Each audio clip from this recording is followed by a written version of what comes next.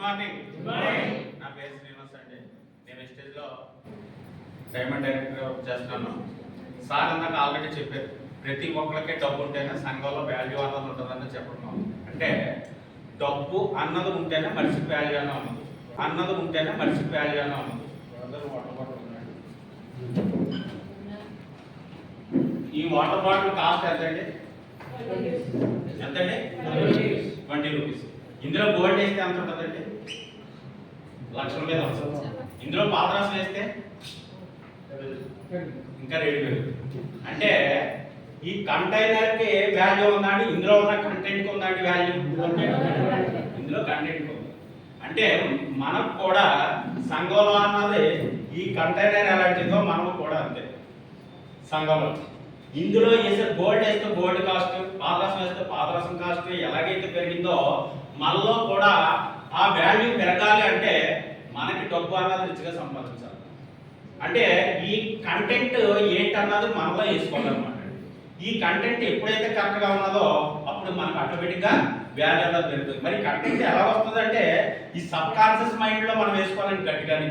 అంటే మన పిల్లలకు సరైన విద్యాభివృద్ధిని కల్పించాలా, లేకపోతే మంచి హౌస్ కావాలా, మంచి కార్ కావాలా, లగ్జరీ లైఫ్ అనుభవించాలా అన్నది ఆ కంటెంట్ అన్నది మనం వేసుకోవాలి. ఎప్పుడైతే వేసుకున్నామో ఆటోమేటిక్గా మనకి వాల్యూ పెరుగుతుంది. ఆ వాల్యూ పెరగడానికి మన వెస్టేజ్ కంపెనీ ఒకటే ఉంటుంది. బయట చాలా ఉన్నాయి. మరి ఉద్యోగాలు చేసుకోవడానికి ఏమైనా పెరిగిపోతుందంటే లక్షలు, 2 లక్షలు, 3 లక్షలు. సార్ కూడా జాబ్ చేస్తారు కదండి. మరి వెస్టేజ్లోకి వచ్చారంటే జాబ్లో కూడా లేదు అన్నది మనకు నిర్ధారణ అవుతుంది. ఓన్లీ వెస్టేజ్లోనే ఉన్నారు. తర్వాత వైట్ బ్యాగ్ ఉందంటే ఎవరు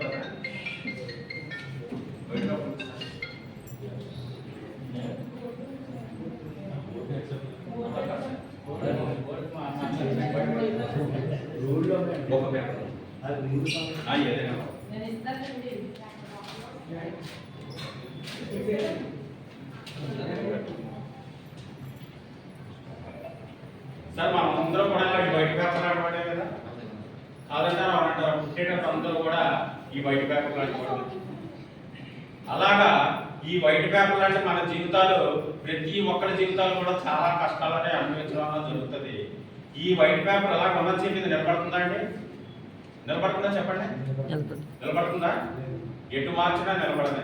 చూడండి, మనం వెస్టేజ్లోకి వచ్చిన తర్వాత వెస్టేజ్లో ఈ వైట్ పేపర్నే ఉదాహరణ తీసుకున్నట్టయితే మనం బయటకు వెళ్ళిన తర్వాత మన ఫ్రెండ్స్ కానీ మన బంధువులు కానీ ఎవరైనా బయట మన అనేవాళ్ళు అందరూ కూడా ఇలాంటి వాళ్ళు.